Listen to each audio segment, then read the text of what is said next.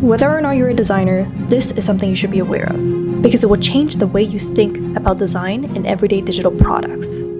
Design is the most powerful apparatus to change humans. When we go and we design a product, at the end of it, we want something to be different. We want people to behave differently.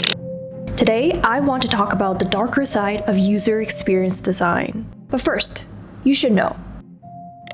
I love UX design. I work as a UI UX designer at my company. From design systems to UX principles to researching user needs, it's something that I find so fascinating. Yet, there is this one big black hole of a really unsettling idea about UX design that constantly nags me. It's amazing how many designers know so little about technology or about people. You don't know anything about the world. You know, design is more than making things pretty. Design has an influence on people. Design can manipulate. For those of you who are unfamiliar, user experience design, also known as UX design or sometimes product design, is fundamentally a design process. It is a process that creates a product that is accessible, desirable, and usable. UX designers design the interaction between the product and the user.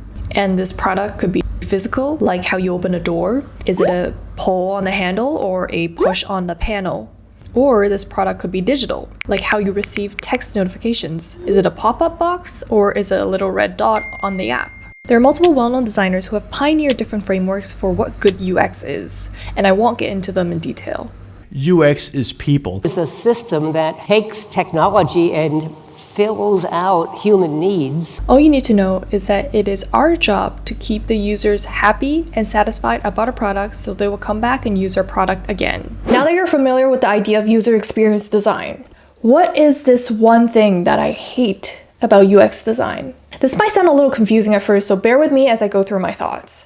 But basically, if you are a UX designer for a tech company that caters to millions of internet users, one that depends entirely on ad revenue, like Facebook, TikTok. As a UX designer at these companies, you hold the power to create components that directly affect the user's health.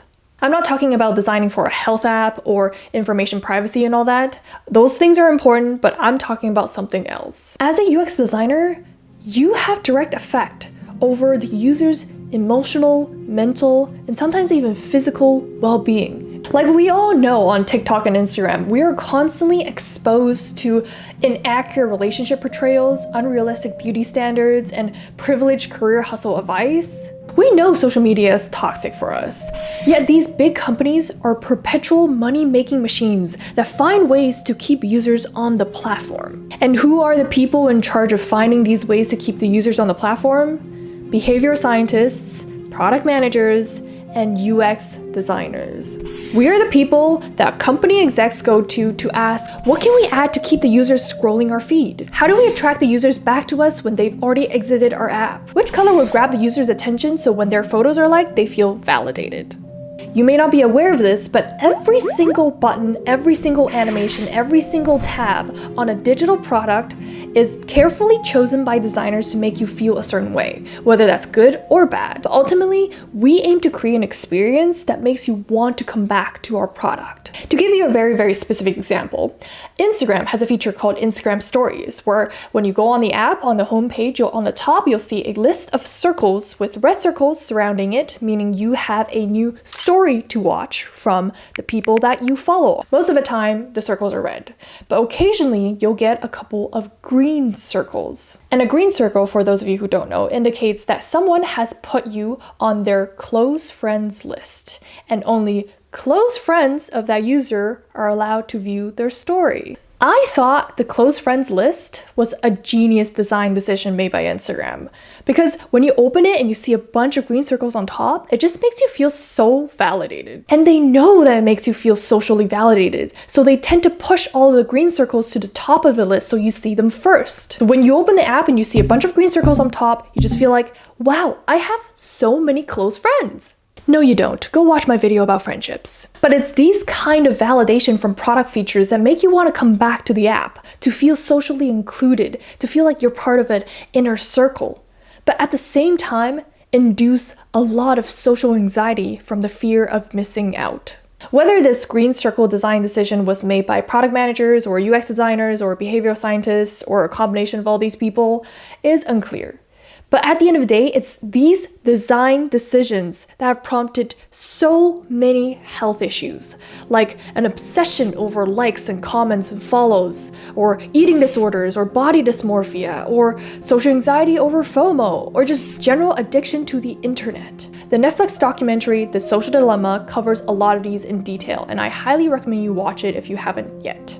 What they don't realize is there's entire teams of engineers whose job is to use your psychology against you.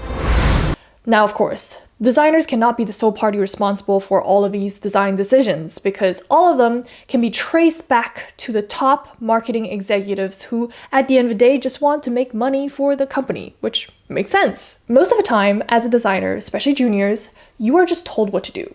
You don't really have a voice to give suggestions for the product, especially suggestions that may go against the company policy of making money. But I don't think that excuses designers from being enablers of these features. Regardless of whether or not you have a voice in changing these decisions, you are still an enabler, if not a leader, in fostering these potentially unhealthy product interactions. So, if you're a UX designer, the nice way to say it is that you are responsible for creating a satisfying, intuitive, and seamless user experience on your app. The bad way to say it is that you are exploiting psychological methods to make your users stay on the platform longer so your company can make more money. And when you put it like that, it's manipulation. We're not user experience designers, we're user experience manipulators.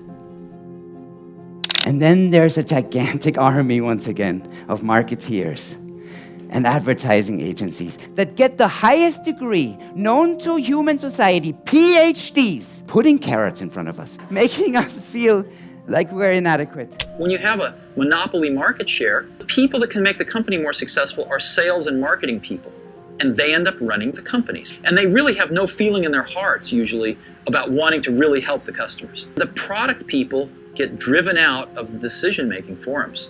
So there is actually something in UX known as a dark pattern, coined by Dr. Harry Rignall, who basically said a dark pattern is a deceptive UX interaction designed to mislead or trick users to do something they do not intend to do. Dr. Rignall actually created a whole website dedicated to researching deceptive design from companies, and I love this. They have a tab, when you pull the website up, they have a tab called Hall of Shame. It calls out every single company design choice that is considered deceptive. And there are so many companies like Google, Amazon, Reddit, Slack, Figma, which is ironic. LinkedIn was actually previously hit with a class action lawsuit for creating a dark pattern, which ended up costing them $13 million. Oh, and also there is a subreddit called r/asshole design, and it calls out a bunch of the bullshit that companies do, and I am living for this. Even if you're the CFO, you are making decisions that influence the customer experience or the user experience. Therefore, you are designing what this company does and how it shows up to the world. You know, I think it's great that the design community is aware of design choices potentially falling into something like a dark pattern. However, my problem with this is that dark patterns, the definition of it is still quite lenient and blurry. Yes, it takes into account violations of privacy and money scams. However, it still doesn't consider the user's health. And yes, there's a lot to be said about how we can even think about users' health to begin with. I am not here to provide you with a solution. I simply want us to start talking about it. Next week, I want to talk about my experience as a Twitch streamer who made it to the top 0.5% of the platform, and how I quit because the platform itself was inherently really toxic for my health. And when I have those kind of experiences, I can't help but think, if I were a UX designer at these companies, is this the experience that I want to create for my end users?